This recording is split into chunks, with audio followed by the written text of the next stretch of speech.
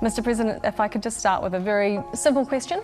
Yep, any question you like. How are you? Okay. Are you sure that that is a simple question? I think it's one of the difficulties. I don't know. I think I'm like Ukraine, so it's tough situation and big tragedy, but we are strong.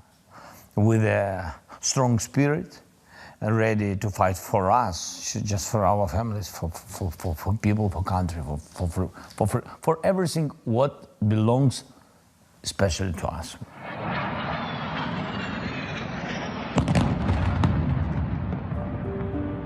It's been 6 months.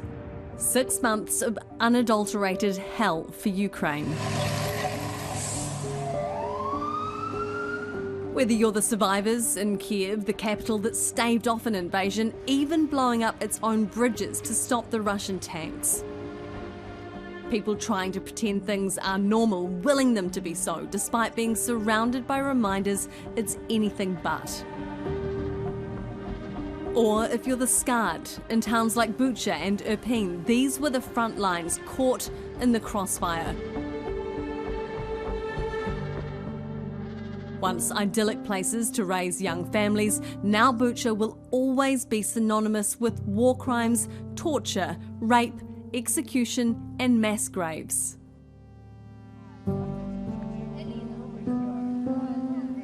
Then there are the scared, towns like Mykolaiv, terrorised and terrified of becoming the next Bucha.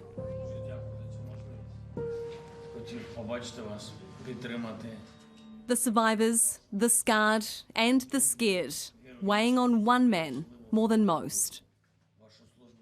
I think the world has been struck by the resilience of the Ukrainian people, and I would, if you could, take me back to that day, the 24th of February, those first hours of the invasion. Another life.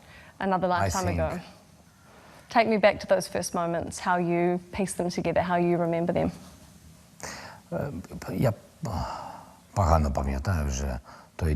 Well, frankly speaking, I don't really remember that much the day of the 24th of February. And on that day, Russia has changed the lives of all the Ukrainians and of the life in the territory of Ukraine. And later on, we realized that it wasn't only for Ukraine, but for the rest of the world. And before that day, I was a president of my country, living with my own family, and after that I've become a president of the country at war, of the nation at war, and I was there with my nation, and then there was family. Now family is not with me. I mean, sometimes I can see them, but sometimes, and so. I mean, earlier I usually had a question from my younger child, a boy, and he would call and ask me, what time are you planning to get back home? And now the questions are all over the phone, and he might just ask me, okay, when will we have a chance to see one another? And on your family, I mean, I wonder how close did Russian troops come to finding you and your family, and how does that feel to know that a Russian strike force is hunting to capture or kill your children? How does that feel as a father? Well, during the times of this attempted occupation of the Kiev and the occupation of the Kiev region, there were missiles hitting the Kiev, and at that time every father would be taking care or thinking of his own children, of his own family. Now in my case there was this but, because it was my wife who had to take care of the children, and I had to go into this place because I am the president. I am. At this point. And I am the president of this country, so I had to think of more other issues. No, переживав я так само. At the same time, I was feeling worried, of course, because the war was in place and it continues now. And of course, for the children, they were attracting more of an attention. Besides, they were being the targets. They had some security details, and of course, that had an impact. And I would say that they grew older, mature, so to say, like young children, but becoming older in terms of their experience. Robbed a bit of their childhood, perhaps. How do you see this ending? And this is another very big question, but how do you see this ending? How long could this war last? На це питання дійсно я можу довго відповідати. Now, that is a question that I can be answering for a long period of time. Yes, with all the details, I mean that. It depends on many things. Залежить від того, чи будемо ми It all depends on how strong we are on the battlefield, and that requires a joint support from the whole world.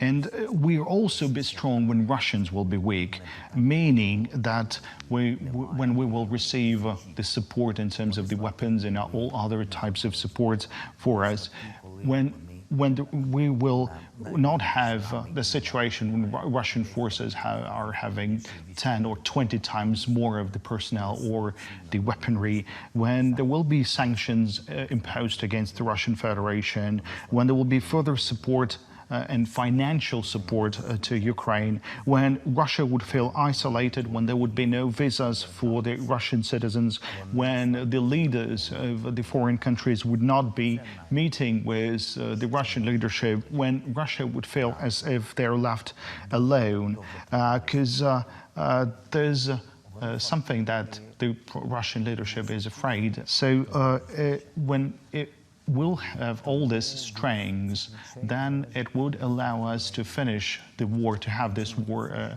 finished in a shorter period of time. And I would also like to say that when Russians would be on retreat, it is in that case then we would be able to start negotiations with them, and not just to respond to whatever ultimatums they might have for us. As far back as April, you were worried about fatigue. How troubled are you now, 6 months into this war? How troubled are you that the world's attention is waning? Дуже стурбований. Well, I do feel very worried, and this is a challenge. This fatigue issue is a challenge because every country has its own internal issues, internal matters to settle. You take COVID, you take the energy crisis, you take the seaports of Ukraine being blocked in the Black Sea, resulting in a food crisis in some of the countries of the world.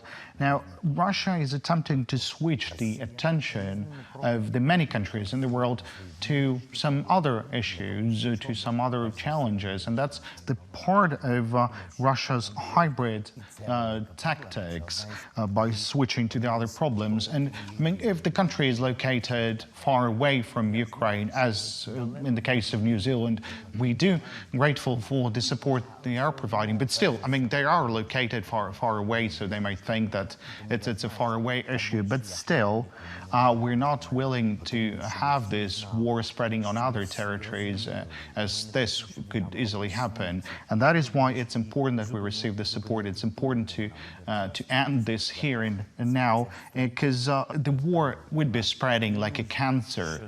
And we know this, President Putin, and we know this president of a long table, so to say, and his intentions as to that matter. The President's words are clear. New Zealand has a role to play in stemming the spread of Russia's influence and intentions.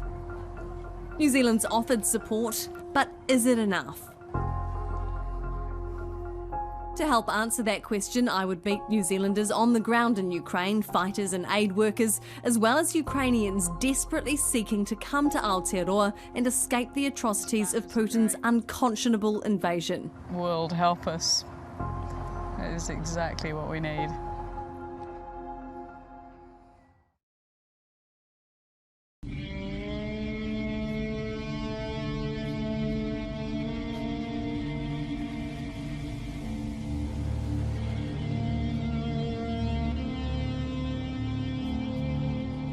She's a New Zealander, but Jenny Beasley isn't afraid to die for Ukraine. Company chief medic for the #1 international company, a Ukrainian armed forces unit with soldiers from all over the world. World help us. It is exactly what we need. Beasley trained as a fighter pilot with the British Royal Air Force and has been working as a doctor for 2 decades. She goes everywhere with me, hey? Yeah. Yep. It's stunning. Keeps me safe. And she'll take all the help she can get. Life's taken a dramatic turn. What made me come here, I was sitting in my yacht somewhere in the South Pacific, having a great time, loving life. It's a very privileged life, really. But it's hard to walk past what's happening here.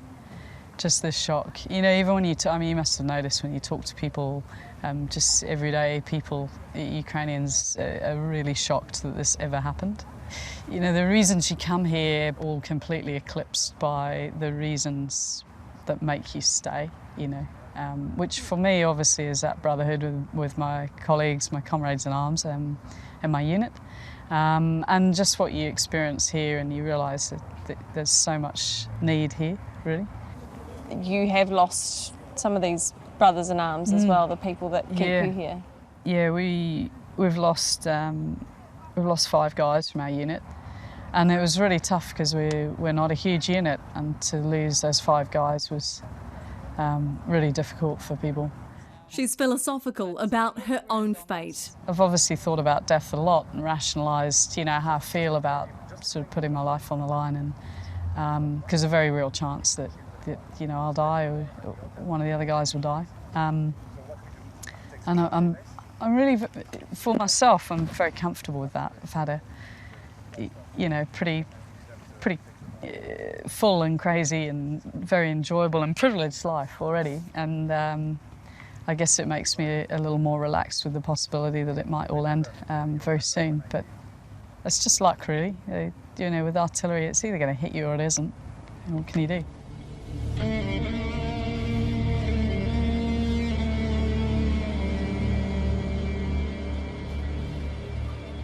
What Jenny and her friends on the front line do fear is complacency. We are really afraid that people are going to forget that there are people dying here in Ukraine and civilians dying here in Ukraine every day as well. We really need the world to step up even more than they've stepped up. Need New Zealand to step up particularly. I think, a lot of my colleagues will say, oh, you're one of the 5 eyes, and we're not seen as an insignificant country out here, particularly not amongst the military. Hey, Tava. Hey, how are you? Yeah, not bad. How are you? I'm very Through a well, network of former special forces and military in Ukraine, we tracked down another Kiwi soldier we only know as Tolkien. He's fighting somewhere on the Eastern Front. I'm here in Ukraine, helping Ukraine maintain its independence and, push back Russia. Keen for the combat experience New Zealand's military wasn't able to give him, the adrenaline rush of being in contact with the enemy. Definitely an opportunity for that. I think many war veterans anyway are finding a new pace of combat in this war anyway. Good to put our skills to the test, and the NZ Defence Force training is serving us well, I think. Both him and Jenny are only speaking out to try to encourage New Zealand to do more. Humanitarian aid is important, but it's important to support the war itself as well with munitions and whatever they can provide. And how great is the need there on the front line for that additional support from New Zealand? Yeah, very important. It's very visible when this money is filtering through from the West, and you're seeing the good results of that and the lives being saved. And you see a lot of times when it doesn't come through, and a lot of people are dying because of this. So the faster this conflict can be resolved, the better it is, and the more Ukrainian lives are going to be saved. Since the beginning of the full-scale invasion, Ukraine has received various aid from its allies. It ranged from portable missile launchers. Weapons, weapons, weapons. That's been the plea from the Ukrainian president from the outset of the invasion too, and the focus of its global campaign. New Zealand has only provided $7.5 million in lethal military support. What can we buy with 7.5 million New Zealand dollars? I can tell you, for example, one artillery shell. Yes, сказати англійською. Да, один artillery. Well, one artillery shell could cost something like $1,500. That's 1.5 thousand US dollars. One shell. One artillery shell. So 155 millimeters shell, for example. It's about, it can be the market war, so the market is different, but it can be about 1,500 US dollars. So I said that it can be about 3,000, something like that, 3,000 shells. 3,000 shells? Yes. So it's not a lot. It's not even a day of the war. It's not. It's not enough for the day, for example, for one day. But it's so, I mean, it's not I have no questions to New Zealand. I mean that you asked what we can buy. I know what we buy. I mean that, so. Because that support, the lethal military support. Maybe they can't, I mean, they give more, so. I mean, that's why the war is far from New Zealand. So, I mean, that to understand the deepness of this tragedy and problem, it's to be here. That's why I can invite you. That's why I want to thank you and journalists of New Zealand, because, of course, the information is quicker than people. So, I mean, that you can give people right messages. Right messages for me is true messages. The $7.5 million that we committed in lethal military support, that was back in April. We haven't committed a cent more to lethal military support since then. Should we? Ми розраховуємо на кожну державу. Я скажу вам відверто. Well, of course, we count on the support that could be provided from any country. And I've given you an example for the pricing of a one artillery shell, and the war is still in progress. And besides, we're using 5 to 6 times a smaller number of artillery shells if compared with the Russians, because the Russians have their own enormous amount of supplies.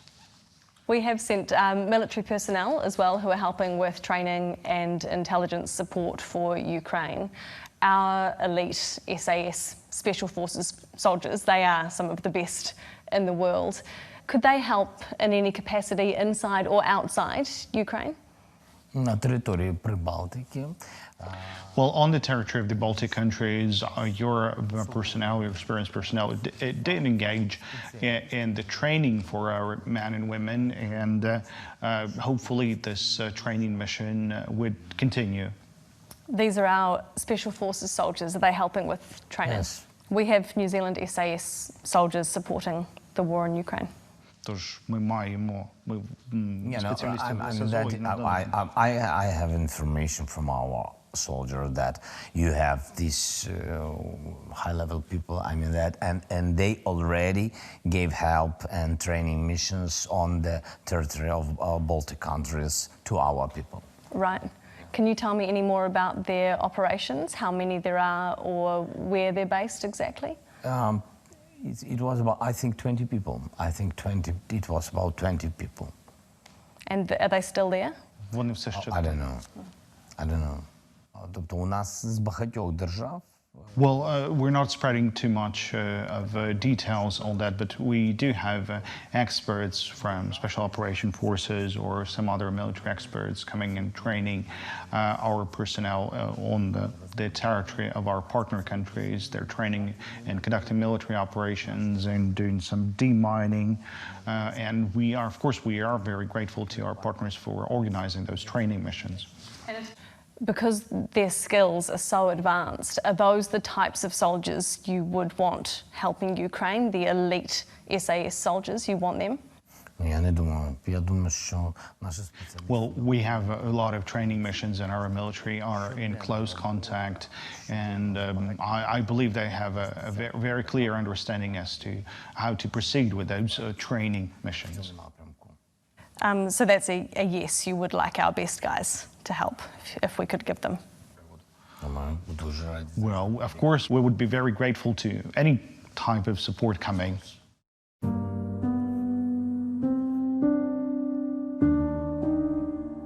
After initially refusing to comment on SAS operational issues, the government then denied SAS involvement in Ukraine. And despite President Zelensky telling us he wants their involvement, the government says Ukraine hasn't asked.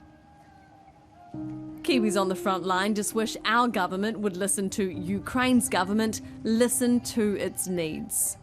It's going to take a lot more resource than what we've got, and I think, nobody knows when the resource is going to dry up, but everyone's fearful of that. And it's probably, speaking from military context, it's probably the only thing that we're fearful of. And, some countries, probably like my own, haven't really come to the party yet, so, yeah. Well, she got water. That same concern shared by other New Zealanders I'd find in Ukraine, also putting their lives at risk to help. Oh man, it's heartbreaking. The hundreds of stories that we get to listen to are just the smell of death everywhere.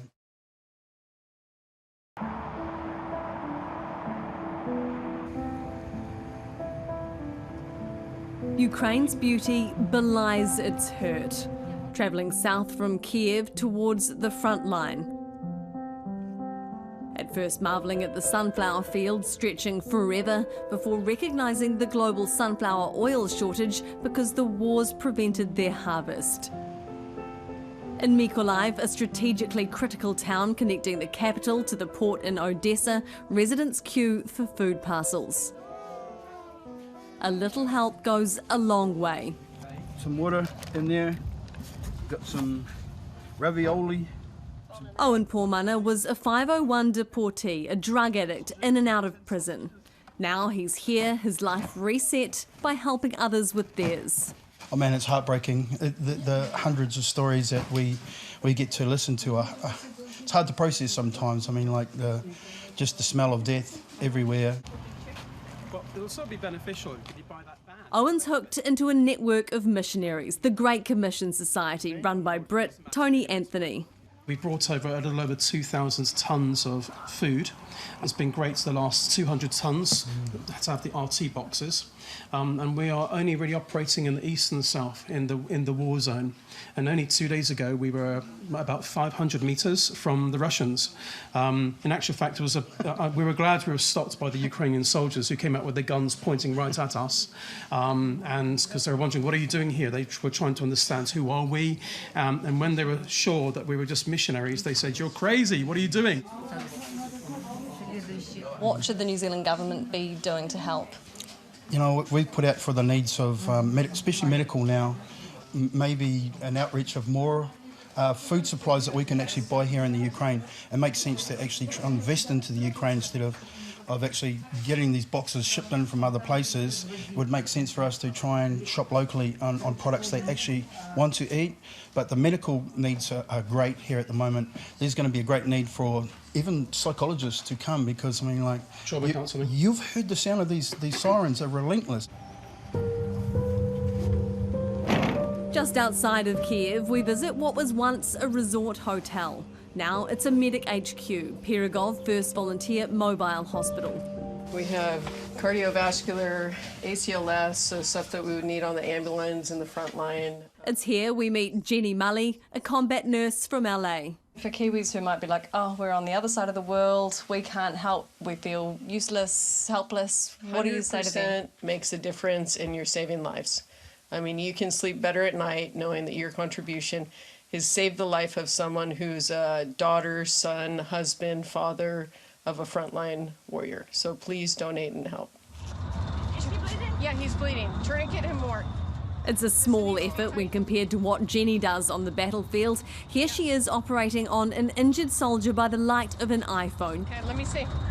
Yeah. Is he still bleeding? No, he's not bleeding anymore. Okay. He's not bleeding anymore. In preparation for the next rotation out, old donated ambulances are stripped back and readied for war conditions. Eugene Fadine is a doctor, now volunteer medic, treating those injured, wounds caused by artillery, mines, explosions. Це дуже тяжкі травми. These are very harmful traumas because it damaged lots of parts of the body as well.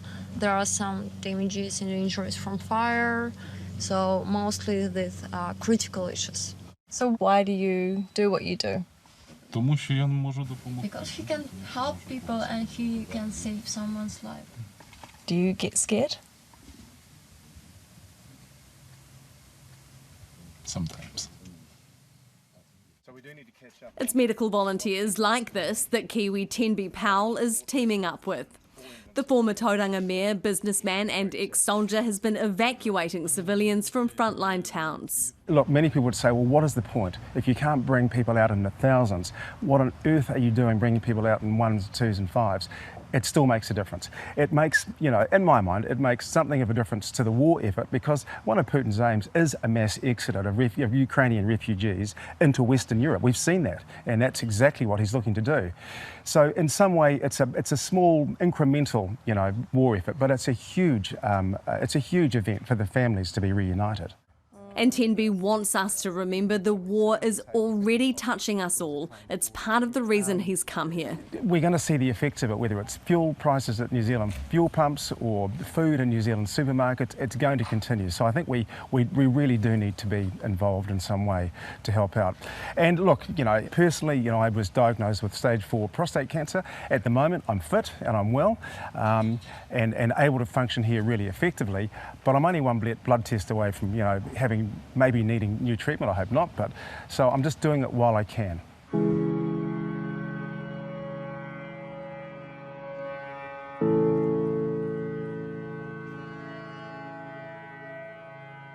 The war has a way of repurposing people and places.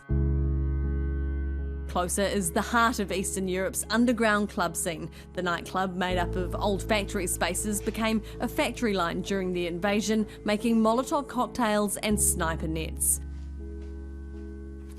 It's still collecting and distributing for refugees. Closer's co-founder, Serhiy Bell, is one of the few people in Kiev still going to the bunker when there's an air siren. 3-4 minutes we can go down, and this is good option for us. The one time they didn't go down, this happened.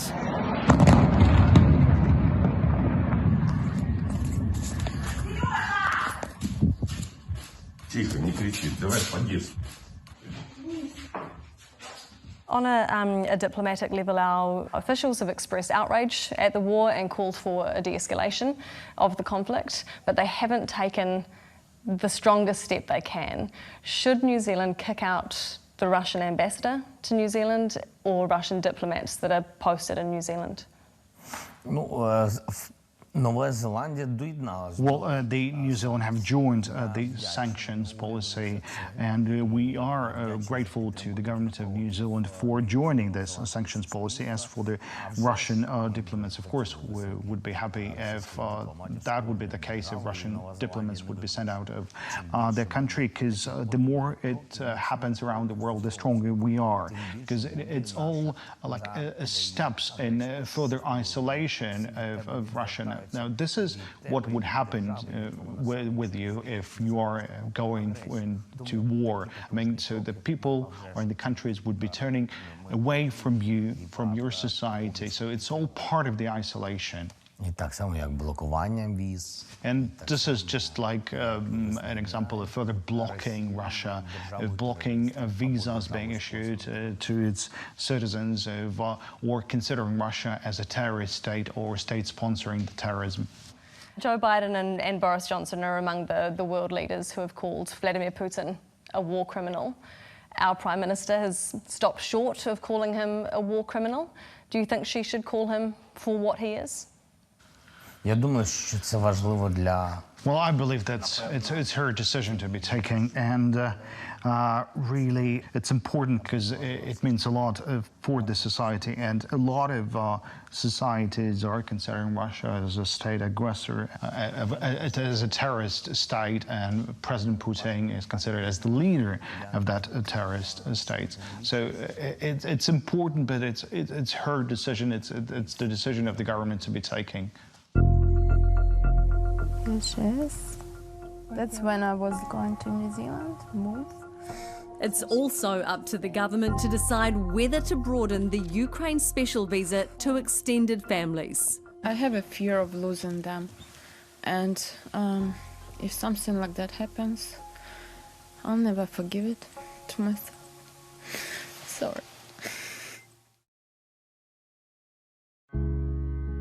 February the 24th is the day Russia invaded Ukraine. Is this on the front lines? For Anna Zaichenko, it's also the day her mother died of a heart attack. The first day my mother passed away. I'm sorry. A week later, her grandmother died. Then, in a cruel trifecta of trauma, her brother George was killed on the front line by Russian forces.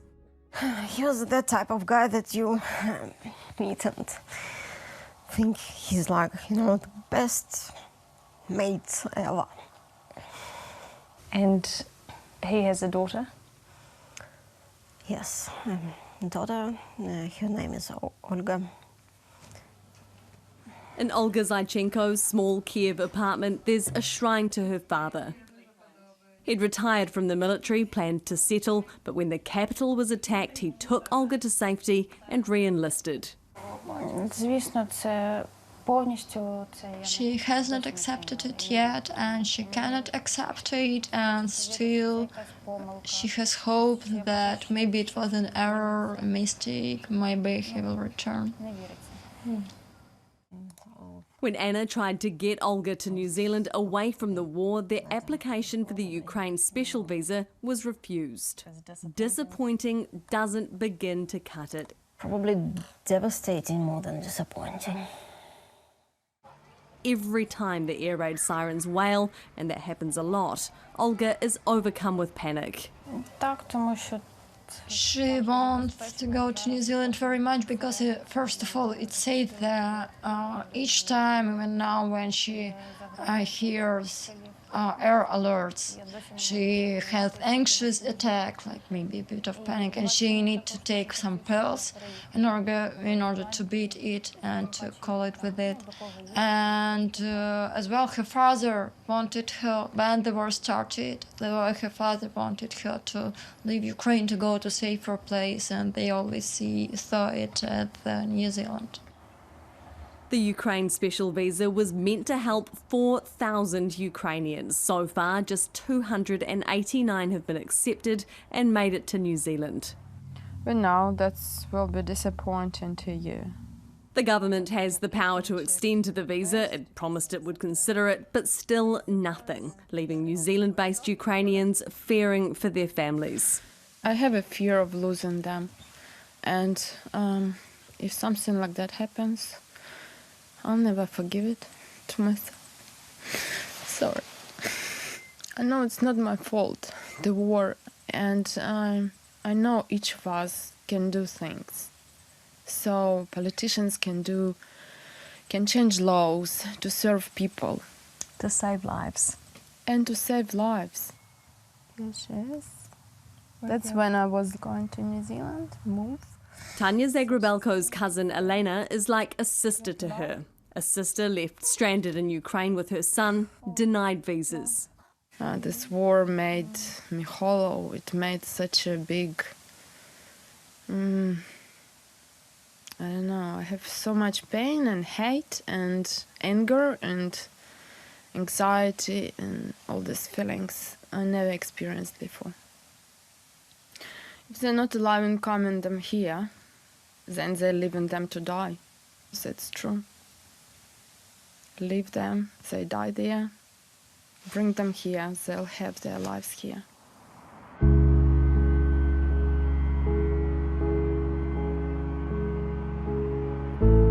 And remember, these Ukrainians don't want to leave their homes. War has forced them out. 1/3 of all Ukrainians displaced.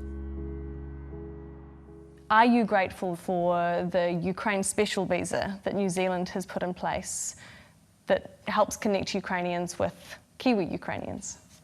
Важливо.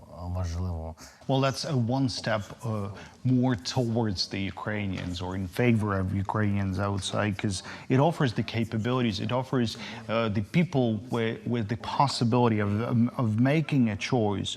And indeed, we are grateful to New Zealand for making those special visas for Ukrainians. I don't have an information as to how many of Ukrainians have used these special visa possibilities with the New Zealand, because most of the people would go to Europe or to Poland, and Poland has hosted millions of Ukrainians. And I would say really that it's important that New Zealand has made this step, and it's much better than those countries who did right the opposite, because some of the countries has imposed a visa regime, even though we didn't have a visa with them before the war. A lot of New Zealand-based Ukrainians want that visa extended to extended family because it's too restrictive. It's too restrictive to just close family. Should the New Zealand government extend that visa? По-перше, я ще раз хочу. Well, of course, I would like to say at first that we are very grateful for taking those steps towards these people, or in favor of our people. Still, I don't think that the number of Ukrainians who use this opportunity it did not depend on the exact conditions for receiving those visas, but on some other factors. And of course, it's fairly expensive to get to New Zealand. Besides, they might have be lacking the information on how much money they would need to sustain themselves in New Zealand. So it's important to have a visa-free regime, but still there's much other issues on the table that are important, and the people maybe they need some more information, or they're lacking the contacts, because it's a long way to New Zealand, and it's important to have like a support and a special approach to them. But this financial issue, and including the cost of the aircraft tickets to New Zealand, also plays its role. As a Ukrainian-based New Zealander, her brother died fighting in Donbass. He has a niece in Kiev, but because she's her niece, she can't go to New Zealand, because it's not for nieces or cousins, it's only for brothers, sisters, parents. And she is so desperate to help her niece, who is terrified and traumatised, to get to New Zealand, but she can't. Ніс це хто? Племінниця. А можна тільки брати і сестри. And she'll pay for it. І вона готова за це заплатити, але не може, тому що не дозволяють умови. The visa is restrictive. Такі умови.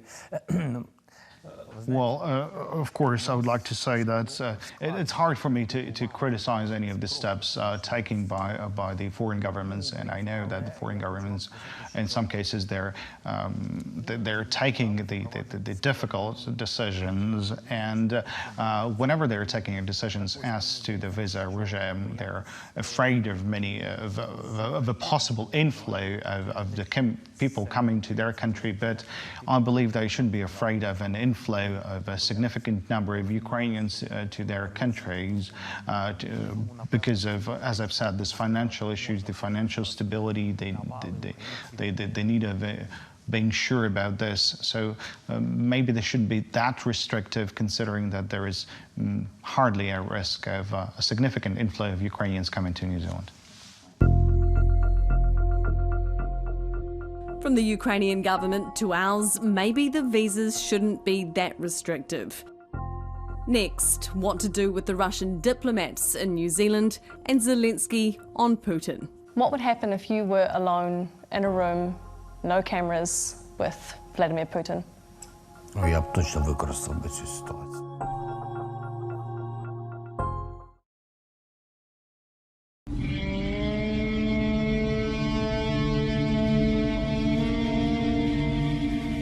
seeing the realities of the war is profound.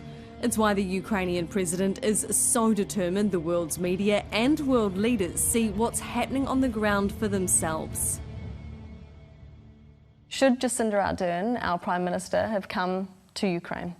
Indeed, I've extended an official invitation for the Prime Minister of New Zealand to arrive, and I understand there were some issues preventing the arrival of the Prime Minister to Ukraine. But at the same time, we had a phone call. It was an absolutely positive phone call, so we've exchanged a lot of issues over the phone, and we have received some support both from the private and the public sector. I think the support amounting to $20 million, and still, as we are the country of war, we would be always looking for support and welcoming the support that could be provided to Ukraine. Now, the scope of support, the amount of support, it depends on the level of support coming from the society, and the society is looking at their own leaders.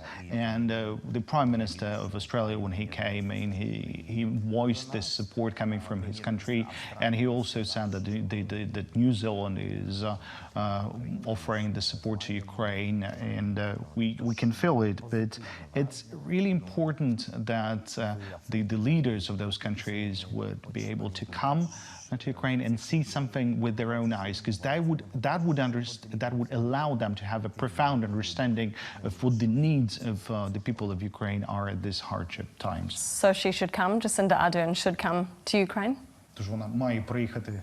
She's very welcome. She's welcome, yes, of course, with pleasure. And you want her to because you think it's important? I think it's important. I think important for us and important for every leader, I think, to understand the scale, to understand the scale of the war. So the invitation, just to be clear, the invitation is still open to Yes, Jacinda Ardern? Of course. And she's indicated that she might come, maybe later? Yes, I think she said yes. She will when she will find possibility. She will. We'll keep asking her for you. Thank you so much. From the moment we arrive in Ukraine, seeing the queue of trucks struggling to leave the country with supplies, to the moment we leave, passing the same 22-kilometre long queue back to the border with Poland. We've been confronted by the different stages of war. But you don't have to peel things back far to see the hurt. My father in going to Mariupol, he is died. In a Russian attack? Yeah. War, Russian terrorist. It's fucking, the fucking crazy shit. Mykolaiv, already pockmarked with missile craters. Just try to imagine this kind of life. Стреляют каждый день почти. Shooting all the time, and sometimes windows are crashed, sometimes you can find a dead body just near the building in the central city. Old people suffering much because they do not have resources. The life is horrible in comparison to what we had before the war. They shell us each day you do not know if you will wake up. Only in the morning you wake up and you see if you're alive or not. And yet he will not leave his home. I won't leave my home. I was born here and I want to live here and I want to survive everything that is waiting for me, but I want to stay at my home. When you say goodbye to people here, it feels very final. Dankeschön. Dziękuję. I love you. Leaving Mykolaiv too feels significant. Russia is determined to take this strategic town. But first, Russia and its President Vladimir Putin must face off against the unflinching resolve of the Ukrainian people and their president. When you think about what happened in Bucha, what happened more broadly in the war, the needless loss of life, women, men raped, tortured, executed, what would happen if you were alone in a room, no cameras, with Vladimir Putin? Я б точно використав би цю ситуацію. I would use this situation. You would use Definitely. it. Use it how? Як?